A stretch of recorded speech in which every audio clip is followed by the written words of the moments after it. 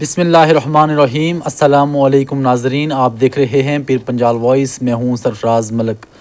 ہمارے ساتھ اس وقت مولانا عبدالحمید نعیمی جی بیٹھے ہیں جو کسی بھی تعارف کے محتاج نہیں ہیں۔ ہم ان سے اہم گفتگو کرنے کی کوشش کریں گے۔ حضرت، اپنا ٹائم دینے کے لیے آپ کا بہت بہت شکریہ۔ بسم اللہ الرحمن الرحیم نحمدہ ونصلی علی رسولہ الکریم۔ اعوذ باللہ من الشیطان الرجیم، بسم اللہ الرحمن الرحیم۔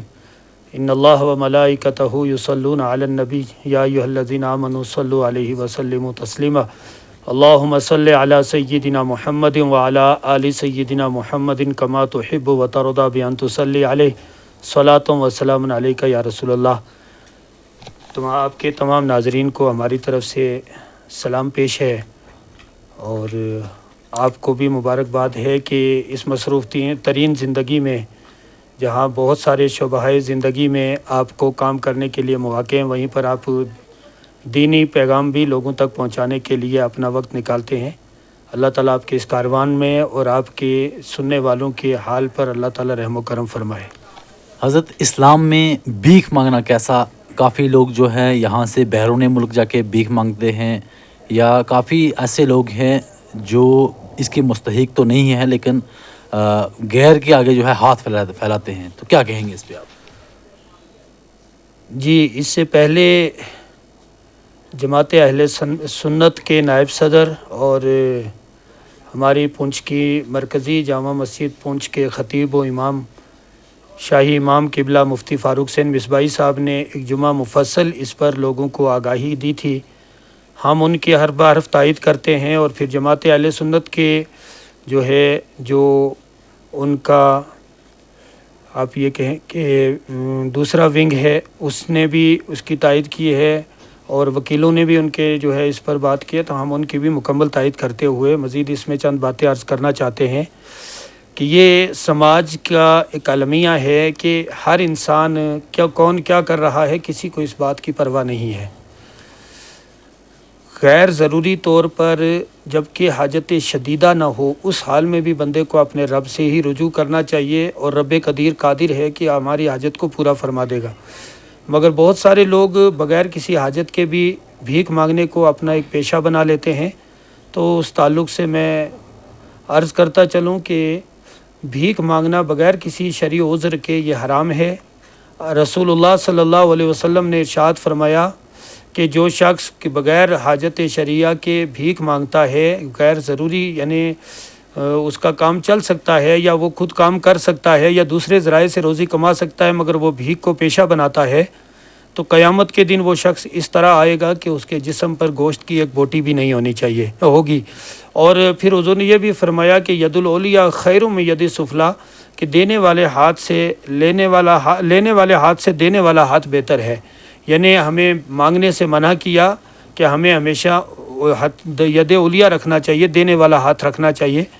اللہ تعالیٰ توفیق عطا فرمائے، اور یہ بات یاد رکھیں کہ مسلمان کو کوئی بھی کام کرنے سے پہلے اس بات کو ذہن نشیں رکھنا چاہیے کہ اس کا یہ عمل قیامت کے دن اللہ کی بارگاہ میں کھلنے والا ہے، اور دنیا میں کسی کو کوئی بھی کسی طرح کا دھوکہ دے کے چند دن دنیا کی زندگی میں حرام کے ذریعے روزی کما سکتا ہے، مگر رب ذوالجلال کی بارگاہ میں جب حاضری ہوگی تو یہ انتہائی شدید معاملہ ہوگا، اور حقوق العباد میں یہ شخص گرفتار ہوگا، اور اللہ کے سخت عذاب کا یہ مستحق ہوگا۔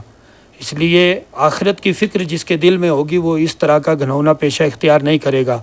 مگر سماج میں جتنے لوگ بڑے ہیں، آلریڈی یہ لوگ بھیک مانگنے والے بھی ہمارے سماج کے درمیان رہتے ہیں، ہمیں پتہ ہے کون شخص بھیک مانگ رہا ہو، ہم اس کی کنڈیشن سے بھی آگاہ ہوتے ہیں، تو ہمیں وہاں چاہیے کہ اس کے لیے اقدامات کریں، اور ہم اس گھنونے عمل کو روکنے کی کوشش کریں۔ اس کے ساتھ ہی جیسے کل بھی یہاں لورن کے جو ہمارا یہاں بینک ہے J&K بینک، اس کے مینیجر نے اسپیشلی میرے ساتھ ملاقات کی، اور اس نے کہا کہ حضرت ایک مسئلہ یہ ہے کہ آج کل بہت زیادہ اسکیم چل رہا ہے، یعنی نوجوانوں میں ایک دوڑ لگی ہوئی ہے کہ ہم اچانک سے کروڑ پتی ہو جائیں، مالدار ہو جائیں، اس کے لیے وہ اپنے ماں باپ کی پائی جمع کی ہوئی پونجی، محنت اور مشقت سے کمایا ہوا پیسہ وہ اسکیم کرنے والوں کو کے کال پر یا ان کے کسی جو ہے فولڈر کو کھولنے یا ان کی کسی بھی جو ہے کوئی بھی جو ادھر سے وہ دیتے ہیں نمبر، اس نمبر کو ڈائل وغیرہ کرنے سے یا جو بھی ذرائع ہیں ان کے استعمال کرنے سے نوجوان اپنے والدین کی قیمتی پونجیوں کو ضائع کر دیتے ہیں. یہاں تک کہ یہاں کے سماج میں کچھ پڑھے لکھے لوگ ایسے بھی انہوں نے بتائے جن پر حیرت ہوئی کہ وہ سماج کے بڑا سرکردہ لوگ مانے جاتے ہیں کہ 2.5-3 لاکھ روپے کا انہیں چونا لگ گیا، اور وہ اسی چکر میں کہ انہوں نے اپنی اتنی کمائی کو ڈبل کرنے کی ایک آسان سی کوشش کی. میرے بھائی، دنیا میں جو بھی ہوتا ہے وہ ریئل ہوتا ہے. کوئی بھی نہیں بیٹھا ہوا ہے جو آپ کو پیسے بانٹ رہا ہے، کوئی بھی جو ہے. اور اگر کوئی ایسی اسکیم ہو بھی تو اہل اسلام کو یہ یاد رکھنا چاہیے کہ حلال ذرائع سے روزی کمائیں. حرام کمائی سے نہ تو آپ کی دنیا سدھرے گی نہ آخرت سدھرے گی. اگر آپ حرام کی کمائی سے ایک لقمہ کھا لیتے ہیں تو جب تک آپ کے بدن میں وہ لقمہ رہے گا تب تک اللہ تعالیٰ آپ کی کسی بھی عبادت کو قبول نہیں فرمائے گا. اور اگر اسی حرام کے لقمے کو پیٹ میں لیے ہوئے آپ مر گئے تو آپ کا ٹھکانہ جہنم ہوگا. یا اس حرام سے آپ کے جسم میں خون کی ایک جو ہے بوند بنی اور اس سے گوشت کا ایک لوتھڑا بنا تو اس گوشت کے لوتھڑے پر اللہ تعالیٰ نے جنت کو حرام کر دیا ہے، یعنی وہ جہنم کا حصہ ہے. تو اس لیے جوا حرام ہے. اور اگر آپ کو اتھینٹک ذرائع سے پتہ بھی چلے کہ یہاں آپ کو فائدہ ہونے والا ہے تب بھی کسی ایسے ذریعے سے پیسے نہ کمائیں. اسی طرح ایک ذریعہ اور ہے جو لوگ سمجھتے ہیں اس سے مالدار ہو جائیں گے، وہ ڈرگس کی سپلائی وغیرہ. تو اس تعلق سے بھی میں یہ گزارش کروں گا میرے بھائی، ٹھیک ہے آپ کسی چیز کو چھپا کر بیچ رہے ہیں، آپ کو بہت زیادہ پیسے مل رہے ہیں. آپ یہ دیکھیں کتنے لوگوں کی زندگیاں اس سے داؤ پر لگ رہی ہیں، کتنے لوگوں کے گھر ویران ہو رہے ہیں، کتنے لوگ ہیں جو اپنی زندگیوں سے ہاتھ دھو رہے ہیں.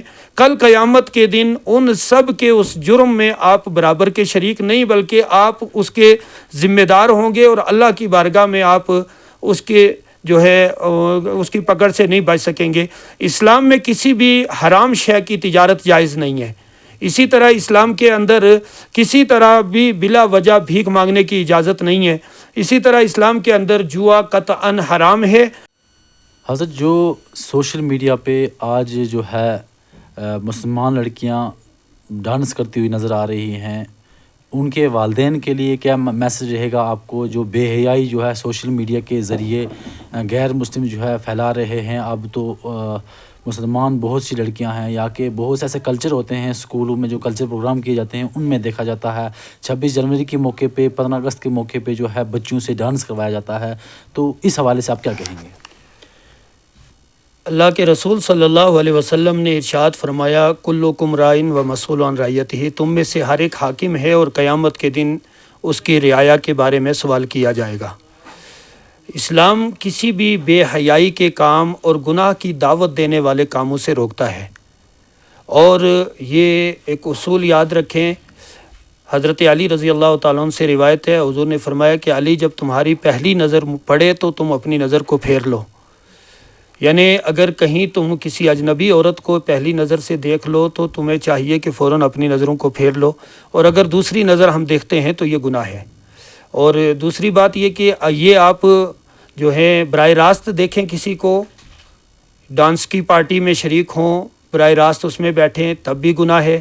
آپ سوشل میڈیا پر تنہائی میں بیٹھ کے موبائل میں یہ چیزیں دیکھ رہے ہیں تو آپ بھی اس محفل کا حصہ ہیں، اس برائی کو پروموٹ کرنے والے ہیں، کیونکہ یہ ساری چیزیں برائی کی دعوت دینے والی ہیں، انسان کی حیوانیت کو ابھارنے والی ہیں، جس سے معاشرے کے اندر کرائم پیدا ہوتے ہیں. ظاہر سی بات ہے ایک انسان فیس بک پر جو ہے ٹک ٹاک پر یا دوسری جگہ پر ایک بے حیائی کی ویڈیو دیکھتا ہے تو اب وہ انسان وہاں تو اس تک نہیں پہنچ سکتا جس کی طرف اس کی رغبت بڑی ہے، تو وہ پھر اپنے سماج اور معاشرے کے لیے بھیڑیا بن جائے گا، آس پاس کی بچیوں کی عزت کے لیے وہ خطرہ بن جائے گا. اسی طرح آپ اگر سمجھتے ہیں کہ نہیں جناب میں اس کو برا ہی سمجھتا ہوں دیکھتا ہوں، تو نہیں، یہ قطعاً ایسا ہو ہی نہیں سکتا کہ آپ برائی تک پہنچیں اور برائی میں مبتلا نہ ہو. اور اس طرح کی ویڈیوز بنانے والی جو ہماری بچیاں یا بچے ہیں، ہم ان کے والدین سے بھی اتنی بات کہنا چاہتے ہیں اور ان کے سماج کے لوگوں سے کہ اس کو آپ ٹیلنٹ کہتے ہیں، اگر یہ ٹیلنٹ ہے تو پھر یہ یاد رکھیں آقا کریم صلی اللہ علیہ وسلم نے ارشاد فرمایا کہ میں نے معراج کی رات ایک کنواں دیکھا جو نیچے سے کشادہ اور اوپر سے تنگ تھا، جس کے اندر آگ روشن تھی، اور کچھ مرد اور عورت ننگے اس میں پڑے ہوئے تھے جو آگ کی تیش سے منہ تک آتے اور نیچے چلے جاتے. تو میں نے پوچھا جبریل یہ کون لوگ ہیں؟ تو عرض کی یا رسول اللہ صلی اللہ علیہ وسلم یہ آپ کی امت کے زانی مرد اور عورتیں ہیں. حضور نے فرمایا آنکھ کا دیکھنا یہ آنکھ کا زنا ہے، کان سے سننا یہ کان کا زنا ہے، زبان سے باتیں کرنا یہ زبان کا زنا ہے، اور ہاتھ سے چھونا یہ ہاتھ کا زنا ہے. حضور نے فرمایا یہ سارے اعمال زنا کے ہیں، شرمگاہ اس کی تصدیق کرتی ہے یا تکذیب کر دیتی ہے. تو بہر صورت اللہ کے رسول نے ارشاد فرمایا کہ مردوں کی خوشبو وہ ہے کہ جو پھیلے اور رنگ ظاہر نہ ہو، یعنی مرد عطر وغیرہ کا استعمال کرے، اور عورتوں کی خوشبو وہ ہے جس کا رنگ ظاہر ہو پر پھیلے نہ، یعنی عورتیں مہندی وغیرہ اس کا استعمال کریں. اگر کوئی عورت ایسی خوشبو جو پھیلنے والی ہے وہ استعمال کر کے کہیں بھی جاتی ہے اور کوئی مرد کسی مرد کے مشام تک اس کی خوشبو پہنچتی ہے تو وہ عورت بھی زانی ہے اور وہ مرد بھی جس نے اس خوشبو کو سونگھا. تو ہمیں چاہیے کہ گناہ کے راستوں کو بند کریں. قیامت کا دن بہت خطرناک ہے، بہت شدید ہے، اللہ کا عذاب شدید ترین ہے، ایسا کہ اگر سوئی کے ناکے برابر بھی دنیا میں اگر جہنم کو کھول دیا جائے تو ساری دنیا جل کے راکھ ہو جائے. ایک جہنمی اگر دنیا میں سانس لے لے تو اس کی سانس کی بدبو سے ساری دنیا مر جائے. اتنے شدید عذاب کے ہوتے ہوئے آخرت کی فکر کرنی چاہیے. یہ 50 سالہ 60 سالہ زندگی گزر ہی جانی ہے، پھر اپنی تنہائی کی قبر ہے جس میں کیڑے مکوڑے ہوں گے، جس میں عذاب ہوگا، جس میں جو ہے اللہ تعالیٰ کی طرف سے گرز لیے فرشتے کھڑے ہوں گے. آج اگر تم ان چیزوں کو کہو، جھٹلا بھی دو، تو اللہ کی قسم قبروں میں پڑے ہوئے لوگوں سے اگر تم بات کر سکو تو انہیں جا کے پوچھو ان کے اوپر گزر کیا رہی ہے. جب وقت ہاتھ سے گزر نکل جائے گا تو پھر پاس کچھ نہیں رہے گا. اور یہ نہ سوچنا کہ ہم نے اسلام چھوڑ دیا تو اسلام کو کوئی خطرہ یا نقصان ہو جائے گا. اسلام تو وہ دین متین ہے. تاریخ گواہ ہے کہ جب اس قوم کو جو قوم مٹانے اٹھی اللہ نے اسے ہی اسلام سے سرفراز کیا. منگول ہمارے سامنے اس کی تاریخ ہے. تو اسی طرح میں یہ کہنا چاہوں گا کہ اگر ہم نے دین اسلام کو چھوڑا تو اللہ ہم سے بہتر قوموں کو لے آئے گا اور پھر ان کے ذریعے سے رب ذوالجلال اس دین کو اور وسعت عطا فرمائے گا. جب قوم میں میرے نبی نے ارشاد فرمایا کہ جس قوم کے نوجوان جو ہے اکثر فاسق ہو جائیں، عورتیں بے حیا ہو جائیں، اللہ تبارک و تعالیٰ اس قوم کی دعاؤں کو قبول نہیں فرماتا ہے اور ان کے کانوں سے یہ دعائیں بلند نہیں ہوتی. ہماری گزارش ہے اپنے سماج کو، معاشرے کو بچائیے.